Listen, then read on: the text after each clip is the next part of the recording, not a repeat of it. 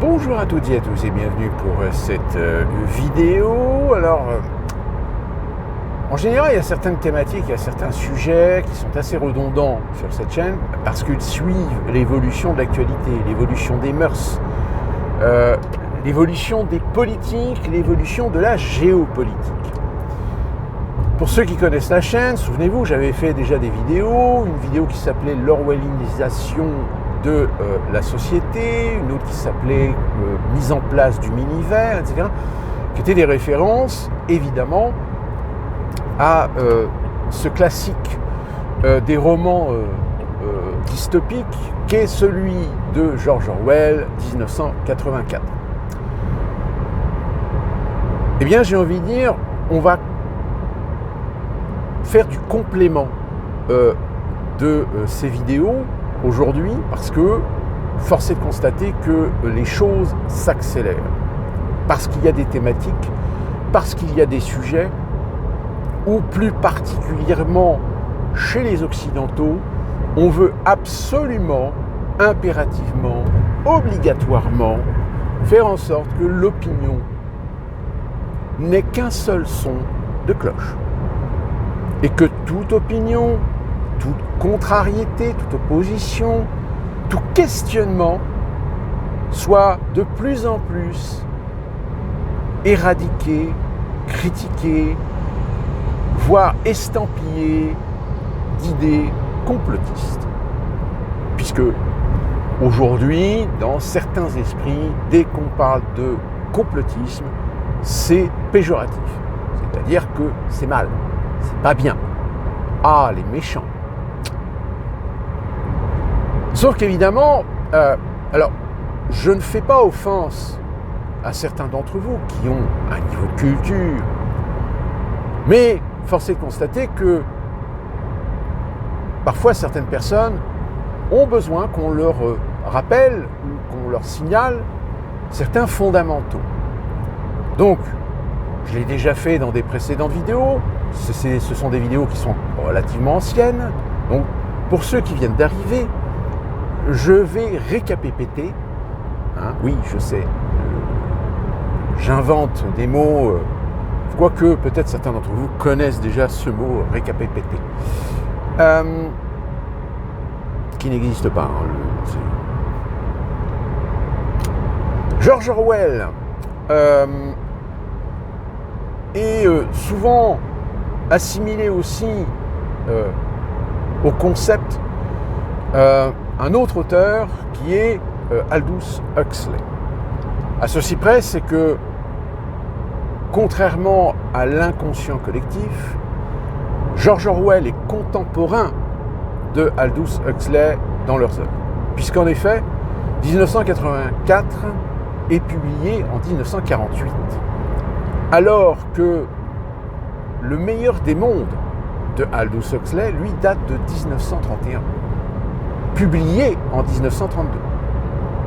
Donc Aldous Huxley a écrit son livre en pleine montée des fascismes en Europe. Et pourtant, il a décidé de faire un livre qui est un livre de science-fiction, mais dystopique, beaucoup plus éloigné. C'est-à-dire que si on devait mettre sur une échelle de temps ces deux romans, 1984 serait beaucoup plus proche de nous que Le meilleur des mondes. Le meilleur des mondes est une histoire qui se passe après un grand événement, un événement, on va dire, apocalyptique, où les sociétés ont été complètement détruites, annihilées, et s'est rebâtie sur les anciennes civilisations une autre société, une société de caste. Et qui plus est, une société où la science a établi un certain nombre de règles, un certain nombre de normes, qui fait qu'en fait les individus qui vivent dans cette société ne naissent quasiment plus de façon naturelle. Ils naissent de façon artificielle. Du fait que grâce aux procédés artificiels, on peut déjà définir génétiquement un certain nombre de critères qui détermineront l'individu dans le système de caste, c'est-à-dire l'élite, les serviteurs et les esclaves. Et pour empêcher dans cette société que justement, parce que nous n'en restons pas moins des êtres humains, tout comme à un moment donné, on se pose la question, on peut débattre sur quel est l'instant, quel est le moment où l'intelligence artificielle va commencer à devenir autonome, c'est-à-dire à penser par elle-même. Eh bien, pour éviter que ces individus pensent à un moment donné par eux-mêmes, ils ont l'obligation de prendre une sorte de pilule qui, on va dire, inhibe un certain nombre de pulsions qu'on appelle le soma.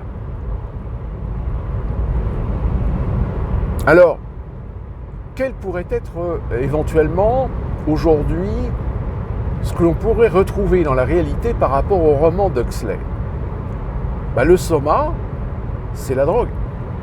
C'est le cannabis, la marijuana, les amphétamines, etc. qui annihilent à un moment donné l'esprit, puisque la drogue génère une dépendance. Tout comme un certain nombre de produits de consommation, que sont la cigarette, l'alcool, qui, si on en consomme de façon modérée, n'a pas de réelles conséquences. En revanche, si on a une accoutumance, si on tombe dans une dépendance, là aussi, ce sont des produits qui vont complètement inhiber la capacité de l'individu à un moment donné à savoir se poser les bonnes questions et à réfléchir. À réfléchir sur sa condition, à réfléchir sur la société, etc.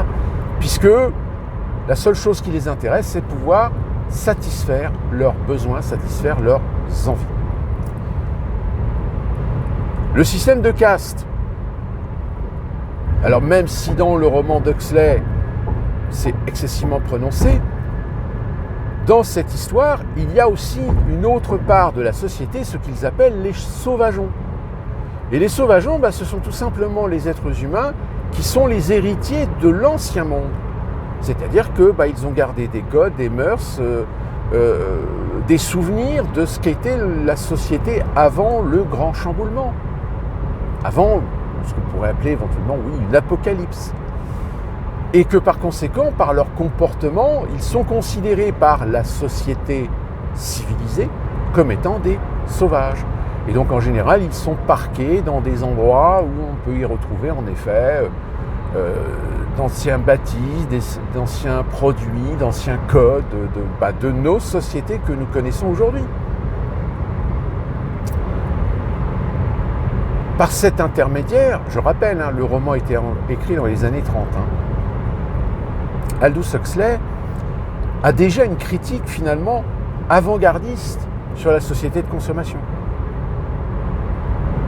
Alors que en Europe, même si aux États-Unis la société de consommation va commencer véritablement à naître par les conséquences de la crise de 1929, certains éléments aussi vont commencer à venir aussi en Europe. Preuve en est. Pourquoi est-ce que dans les années 20, on appelle cette décennie les années folles ? Tout simplement parce que ces années folles, c'était la décennie post-Première Guerre mondiale. Donc les jeunes générations déjà de cette époque, comme les jeunes générations qui vont arriver dans les années 50, vont vouloir s'extirper des conséquences, des traumatismes de ces guerres. Et donc aller plus vers la société des plaisirs, la société des divertissements, la société de consommation. George Orwell, lui, va avoir une démarche complètement opposée. Si Huxley, dans son roman, montre une société dystopique qui est une société finalement totalitaire, mais soft totalitaire, parce que les individus qui vivent dans cette société n'en ont pas conscience de leur capacité à avoir le libre arbitre, par exemple, puisqu'ils sont complètement inhibés de cette capacité. Dans le roman de Orwell, 1984, là c'est tout le contraire. On est véritablement dans la société totalitaire, c'est-à-dire une société qui se maintient par le fait que, alors la société, c'est une société qui se trouve en Grande-Bretagne, mais dans un futur où il y a une guerre en Eurasie. L'Eurasie étant un continent qui regroupe l'Europe et l'ouest de l'Asie. Et cette guerre permet de justifier le maintien d'un régime totalitaire à parti unique qui s'appelle l'INGSOC. L'INGSOC, c'est I-N-G-S-O-C. Alors c'est en fait une abréviation. I-N-G pour English. Et là évidemment vous allez me dire, mais non, mais English ça s'écrit pas avec un I. Eh bien justement, oui, parce que dans l'univers de 1984, on est pour le contrôle de masse, dans la déconstruction. Dans la déconstruction des acquis, de la culture, des mots, des vocabulaires, pour reconstruire, refaçonner, remodeler les savoirs de telle manière à maintenir la population sous contrôle, dont le langage lui aussi subit une déconstruction. Donc la raison pour laquelle dans INGSOC, ING c'est English, mais English avec un I et non plus avec un E. Et SOC, eh bien c'est socialisme. Socialisme. Alors, petite parenthèse, aujourd'hui on le voit sur les réseaux sociaux, il y a une énorme confusion sur ceux qui font un outil de comparaison entre l'Allemagne nazie, le fascisme italien et le socialisme de gauche. Quand on parle de nationalisme, de national-socialisme, il faut savoir que le socialisme, ce n'est pas une exclusivité de gauche. Même si en France, quand on dit socialisme, inconsciemment, on pense gauche. Il faut savoir qu'il existe dans des sociétés des idéologies social-démocrates qui sont des sociétés social-démocrates, je vais y arriver, nationalistes, patriotiques, populistes. Donc, ils sont des idéologies plutôt conservatrices, plutôt de droite. Et donc, le national-socialisme allemand, qu'on connaît plus sous le nom de nazi, était un socialisme de droite, d'extrême droite, si vous préférez, tout comme l'a été le fascisme italien. Donc, dans le roman de Aldous Huxley, le fait que le pouvoir s'appelle l'INGSOC, donc English Socialism, c'est un parti socialiste d'extrême droite, de totalitaire, dictatorial.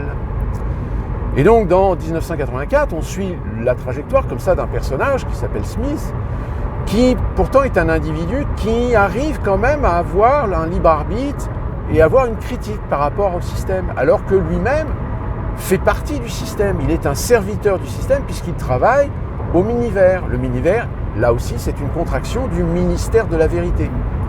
Et il est chargé de transformer, d'éradiquer, de modifier, d'appliquer des modifications de langage, d'information, voire même reconstruire, réécrire l'histoire. Et donc cette société, finalement c'est une société qui est soumise à un régime totalitaire, mais aussi à une économie de guerre, tout simplement. Et ce qui est très intéressant, c'est que finalement 1984 nous donne par exemple certains éléments, certains détails, par exemple la surveillance. Il faut savoir que les habitants ont des écrans géants chez eux, et par cet intermédiaire d'écrans géants, il y a des caméras. Et donc le régime peut très bien regarder chez vous, peut regarder ce que vous faites chez vous. Donc une surveillance numérique.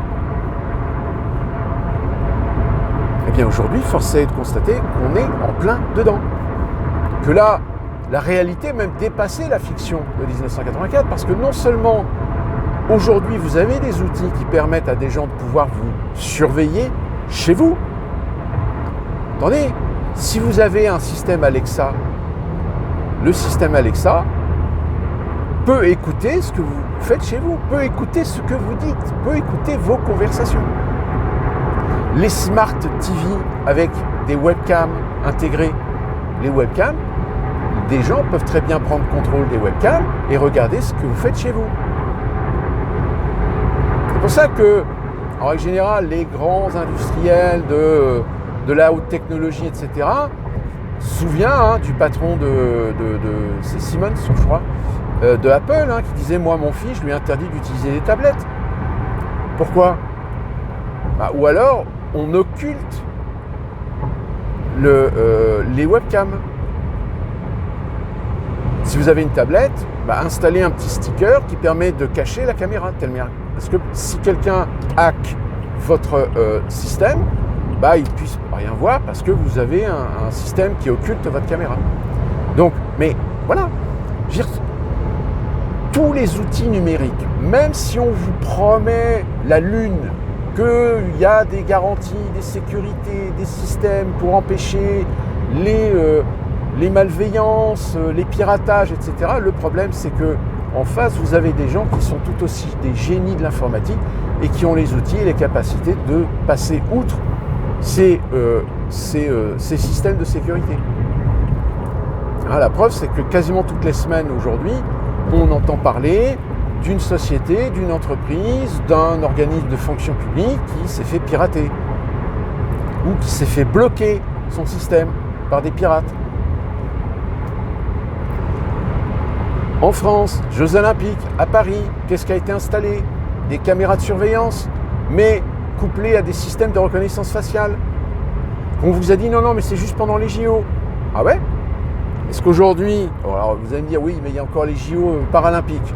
Bon d'accord, mais vous verrez, au mois d'octobre, au mois de novembre, il peut certainement y avoir des gens qui vont s'appuyer sur une montée de la délinquance, de la criminalité, pour dire regardez, nous avons un système qui a été mis en place pour les Jeux Olympiques, ça fonctionne, donc on peut le pérenniser. Sauf qu'encore une fois de plus, si on vous garantit que c'est entre de bonnes mains, qu'est-ce qui garantit que l'affirmation est vraie ? Non, elle n'est pas vraie. Dans un gouvernement, une personne, ou dans la haute fonction publique, ou dans l'autorité, ou dans les services de renseignement, ou dans la police, ou dans le contre-espionnage, etc., qui peut vous assurer la garantie qu'il n'y a pas des gens qui, à un moment donné, vont utiliser leur statut pour se servir de ces outils pour surveiller des gens ? Pour vous surveiller, vous, parce que vous avez eu un propos sur Facebook, ou sur une vidéo, Donc les outils sont là. Je veux dire, les outils de 1984 de George Orwell, aujourd'hui, ils sont là. Ils existent.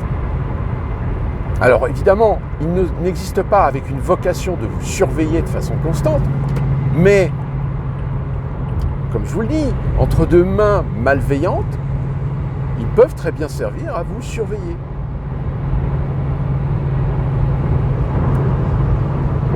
À votre avis, pourquoi en France les renseignements généraux, je ne sais pas si on continue à appeler ça la DGSI, DGSI, il y a DGSE et DGSI. DGSI, c'était la Direction Générale des Services de l'Intérieur, et les DGSE, c'est la Direction Générale des Services de l'Extérieur. Le renseignement, l'espionnage, le contre-espionnage, etc. Il faut savoir que la DGSI, ou l'organisme, je ne sais pas si ça a changé, mais on va dire qu'on a appelé ça les renseignements français. Pourquoi est-ce qu'aujourd'hui les renseignements français sont obligés de faire appel à des organismes privés pour pouvoir traiter les tonnes et tonnes d'informations qu'ils collectent, si ce n'est que dans ces informations-là, il y a peut-être des informations sur des individus qui sont sous surveillance. Aujourd'hui, les renseignements surveillent certainement des gens qui, sur Internet, tiennent des propos, font des vidéos qui peuvent être des vidéos polémiques ou des trucs comme ça. Tous ceux qui ont promu l'antivax sur Internet, aujourd'hui, vous pouvez être sûr que les renseignements généraux, ils ont des informations sur eux. Ils ont des dossiers sur eux. Alors vous allez me dire, oui, mais c'est interdit. Bien sûr que c'est interdit. Mais tout ce qui est forcément interdit, ça ne veut pas dire qu'il n'y a pas des gens qui outrepassent les interdits pour, dans le plus grand secret, dans la plus grande discrétion, voire même parfois même validé par des autorités. Mais alors, attention, limite on applique même le secret d'État pour éviter que des journalistes ou des gens finissent par révéler le poteau rose. Ce qui a été le cas, par exemple, aux États-Unis avec des gens comme Julian Assange avec Wikileaks ou Edward Snowden, ou je ne sais plus comment il s'appelle, il s'appelle ou elle s'appelle, parce qu'il a changé de genre, mais qui avait travaillé aussi pour Wikileaks pendant un temps. Enfin, ce qu'on appelle plus vulgairement des lanceurs d'alerte. Bon. Même eux aujourd'hui, en Europe par exemple, il y a des lois contre eux. Il y a des lois qui ont été promulguées par les lobbying des grandes entreprises, des consortiums, etc., sur le secret des affaires. C'est-à-dire que si un journaliste fait une enquête, tombe sur des malversations, des tromperies, des fraudes, etc., ils peuvent toujours essayer de le déclarer ou de le publier, mais ils peuvent être certains qu'il va y avoir des gens qui vont à un moment donné porter plainte contre eux parce qu'ils ont divulgué des informations qui sont normalement des informations faisant partie du secret des affaires. Il y a déjà eu des procès contre des lanceurs d'alerte sur ce sujet. Donc les outils de 1984, certains outils de 1984, aujourd'hui, on est en plein dedans. La déconstruction, la réécriture de l'histoire, on est en plein dedans.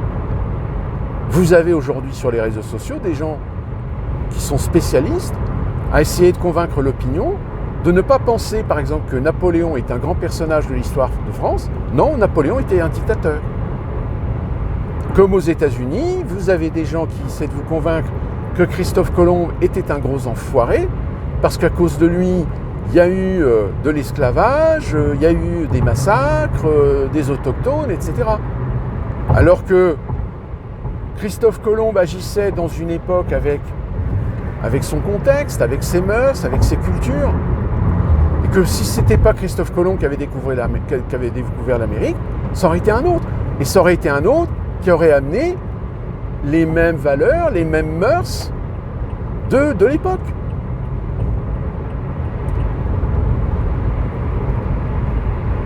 Tout comme les Américains du 19e siècle se sont octroyés la terre des Indiens parce qu'ils estimaient qu'ils étaient supérieurs. Parce que la culture, parce que la société de l'époque, et pas seulement américaine mais aussi européenne, ont estimé que la colonisation était un bien pour l'humanité parce que nous apportions la modernité à des peuples primitifs. C'était ça l'idée.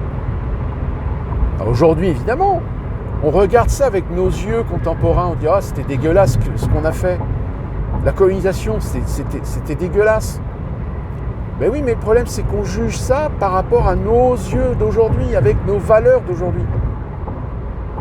Or, vous avez des gens qui s'amusent justement à décontextualiser ces périodes, à décontextualiser ces histoires, pour ensuite vendre leur réécriture de l'histoire avec des valeurs, avec des règles, avec des principes contemporaines. Sauf que le problème, c'est que si on s'amuse à ce petit jeu sur toutes les périodes de l'histoire, mais on n'a pas fini. C'est-à-dire que même des personnages que les progressistes adorent, je prends par exemple en France l'exemple de Louise Michel, par exemple. Louise Michel, adulée par les féministes parce que ça a été une résistante, parce que c'était une femme avec des idées politiques, etc. Oui, mais si vous revenez à l'époque de Louise Michel, vous vous rendrez compte que c'était une société où Louise Michel bousculait les mœurs, bousculait les idées, bousculait les principes, bousculait les acquis, et donc était considérée comme une révolutionnaire, mais plutôt tendance terroriste.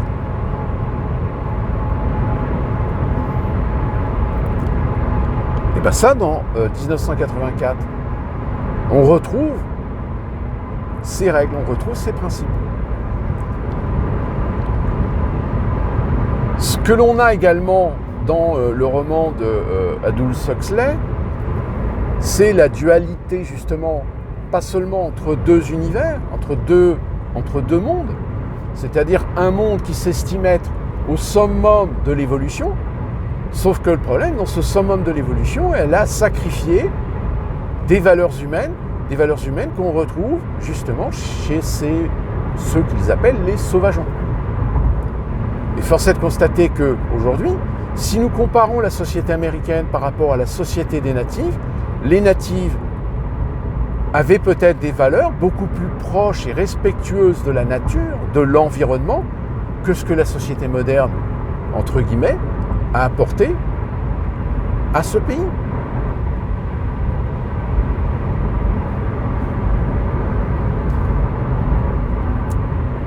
Donc, c'est-à-dire que aujourd'hui, on est en train de vivre justement des revers sur des acquis imposés par nos sociétés, imposés par des idéologies sociétales, religieuses, etc. Mais comme l'accès à l'information, l'Internet, permet justement l'échange, permet le débat, et permet à des gens, à un moment donné, d'ouvrir leur esprit.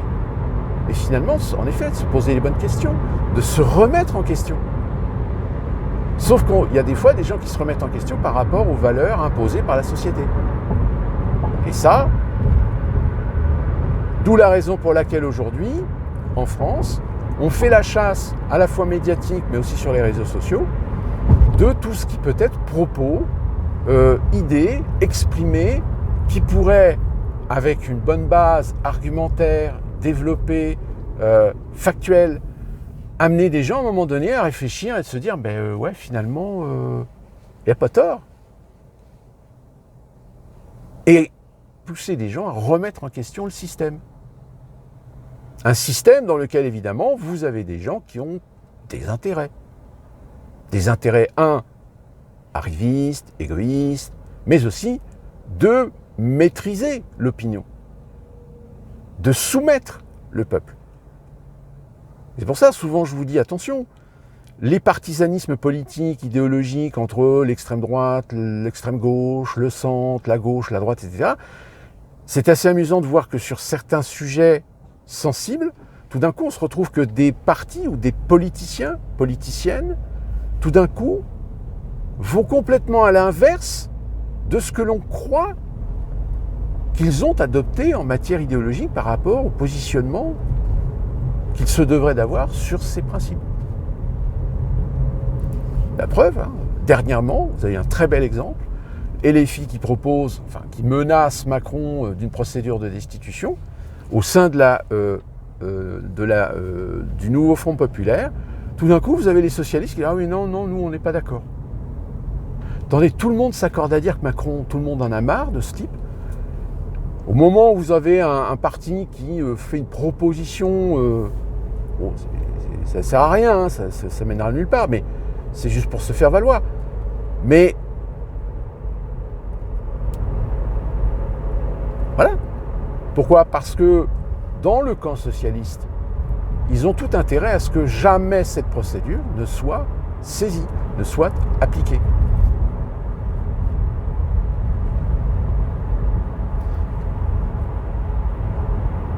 Donc, c'est la raison pour laquelle vous avez sur Internet, dans des vidéos, beaucoup de gens qui font souvent des références justement à ces deux auteurs, à leurs deux livres principalement, 1984 pour George Orwell et Le meilleur des mondes de Aldous Huxley, même s'ils ont fait d'autres livres. Par exemple, Orwell avait fait un livre avant, en 1945 je crois, qui s'appelle La ferme des animaux. Et là aussi, il s'amuse à appliquer les difficultés, les conflits, les manipulations sociétales, politiques, idéologiques, mais dans une cour de ferme, avec des animaux, avec tous les aspects, évidemment, de conflits sociétal, de conflits ethniques, de croyances, etc. Donc, quand je parle souvent d'orwellisation de la société, force est de constater que là, aujourd'hui, on est en plein dedans. C'est en train de se mettre en place. Alors, des gens, évidemment, sont des idiots utiles sont des complices en disant oui, non, mais tout ça, c'est des idées complotistes, ça n'existe pas, c'est ridicule, etc. Non, c'est pas ridicule. Preuve en est. Votre serviteur s'est fait striker une semaine de YouTube pour une vidéo dans laquelle je ne dis pas quelque chose de contradictoire selon les fact-checkers, etc. Non, parce que je parle d'un sujet dont il ne faut plus parler. Comme là, j'ai une vidéo, YouTube vient de m'avertir. Alors, ils n'ont pas supprimé la vidéo, ils ont juste appliqué une restriction d'âge sur une vidéo où je revenais sur l'affaire Epstein. Pourquoi ? Parce que dans la vidéo, je parle, j'utilise le mot quand des gens mettent fin à leur vie. Donc, il y a un mot pour ça. Sauf que sur YouTube aujourd'hui, ce mot, vous ne pouvez pas l'utiliser parce que si vous l'utilisez tout de suite, hop, il y a un algorithme qui se met en route et qui commence à scruter votre vidéo pour savoir pourquoi vous utilisez, etc. YouTube m'a même envoyé un message parce que évidemment, la vidéo n'est pas vérifiée, comment dire, la vidéo n'est pas vérifiée par un être humain.